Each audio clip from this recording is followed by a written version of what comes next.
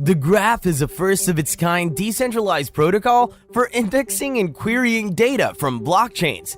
Think of it as a Google of blockchains of sorts. The aim of this project is to make blockchain data easily accessible and reliable for everyone. This gives the graph really good prospects for revolutionizing how we access and use data from various blockchain networks. In today's video, we'll be talking about the graph, what it offers, how it works, its benefits, and so much more. We'll also be talking about how you can use the graph to your advantage, so be sure to stick around till the end. Without taking any more time, let's get started. The graph is a blockchain protocol that enables anyone to create open APIs called subgraphs. Applications can then query these subgraphs using GraphQL. Basically, GraphQL is a query language that allows users to specify exactly what data they want to fetch from a server. Subgraphs are like open databases that anyone can access and use for their applications. They make it easy to get data from blockchains such as Ethereum, Arbitrum, IPFS, and several other decentralized networks. But why is this important, you ask? Well, as you know, blockchains are great at storing immutable and verifiable data. However, they're not very good at making this data readily accessible and searchable. For instance, to get data from some blockchain networks, you would have to run a full node, which can be quite expensive and time-consuming, or rely on a centralized service provider, which could hamper your privacy needs. This makes it hard for developers to build applications that use blockchain data and for users to interact with them. The graph solves this problem by creating a decentralized network of open APIs that anyone can query with GraphQL. This way, developers can easily get the data they need for their applications without having to run their own servers or trust third parties. The graph was created in 2018 by Yaniv Tal, Brandon Ramirez, and Janus Polman. Apparently, Tal got the idea for the graph from his personal experience of how difficult it was to create new decentralized applications on Ethereum. He realized the need for a protocol that could index and query blockchain data in a fast, reliable, and secure way. The trio launched the graph as a hosted service in January 2019, which quickly gained traction among developers and users, considering that there was nothing like it on the market at the time. By the end of the year, the graph had processed billions and billions of queries for applications such as Uniswap, Aave, Synthetics, Decentraland, Aragon, and many others. The project has also deployed over 2,900 subgraphs at the time. Based on the most recent data, the graph has since attracted over 63,000 projects to use its subgraphs.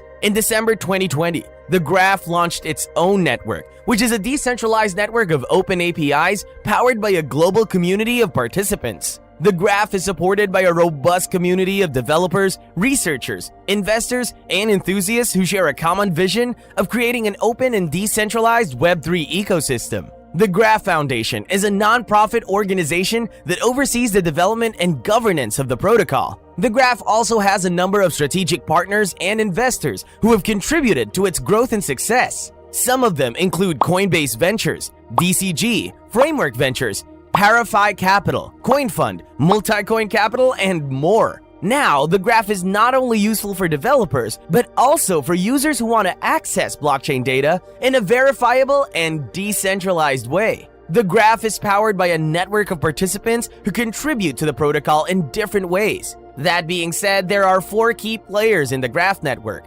They include indexers, curators, delegators, and consumers. Indexers are node operators who stake graph tokens, or GRT, to provide indexing and query processing services. They earn query fees and indexer rewards for their services. Curators are subgraph developers or data consumers who signal to indexers which subgraphs are useful and should be indexed by the network. They deposit GRT into a bonding curve to signal on a specific subgraph and earn a portion of query fees for the subgraphs they signal on. Delegators are individuals who do not want to run a node themselves, but want to contribute to securing the network by delegating their GRT to indexers. They earn a share of indexer rewards and query fees. Consumers are DApp developers or end users who query subgraphs for data. They pay query fees in GRT or any ERC20 token supported by the network. The Graph Network uses an economic model that incentivizes all participants to act honestly and efficiently. The network also uses state channels and dispute resolution mechanisms to ensure that queries are processed correctly and securely.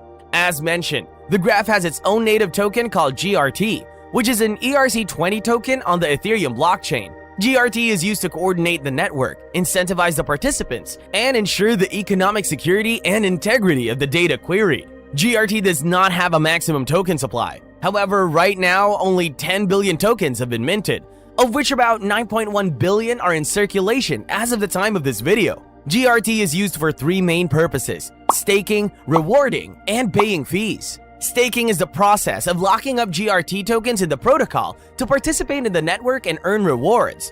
Staking is required for indexers, curators, and delegators. Indexers stake GRT to signal their capacity and quality of service. Curators stake GRT to signal the value and relevance of subgraphs. And delegators stake GRT to delegate their tokens to indexers and share their rewards and risks. Rewarding. Rewarding is the process of distributing new GRT tokens to indexers, curators, and delegators for their contributions to the network. Rewarding is funded by an inflation mechanism that increases the total supply of GRT over time.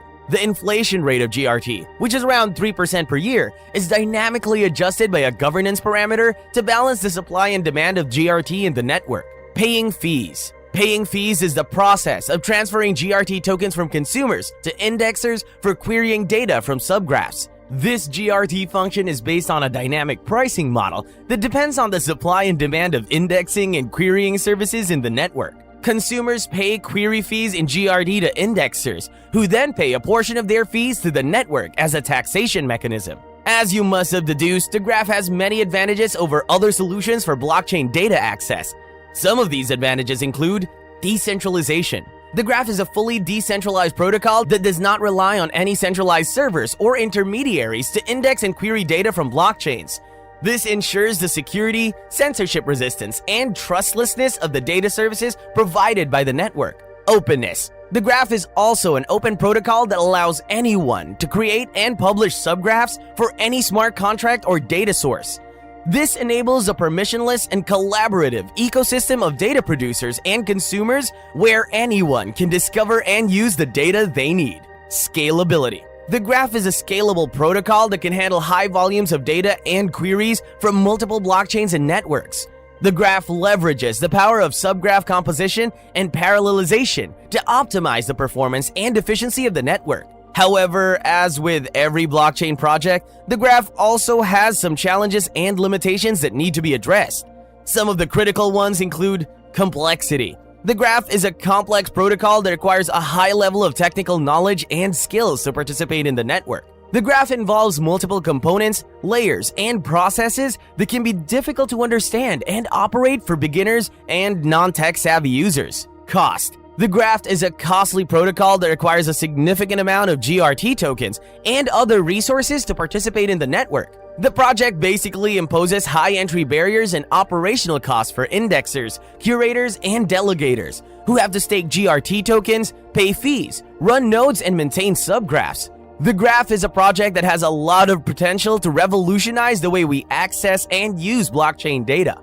It's already being used by thousands of decentralized applications and protocols in the Web3 space. Apart from that, it has a strong community of developers and users who are contributing to its growth and development. However, the graph needs to lower its barrier to entry for non-tech savvy users and beginners by making its layout and operations a bit simpler. Regardless, as a crypto investor or enthusiast, the graph is one project to keep an eye on. The project has the potential to make some real changes in the crypto and blockchain industries, considering its utility. That's all for today's video. If you found our video informative, then please like the video, subscribe to our channel, and press the bell icon to get updates on all our future videos.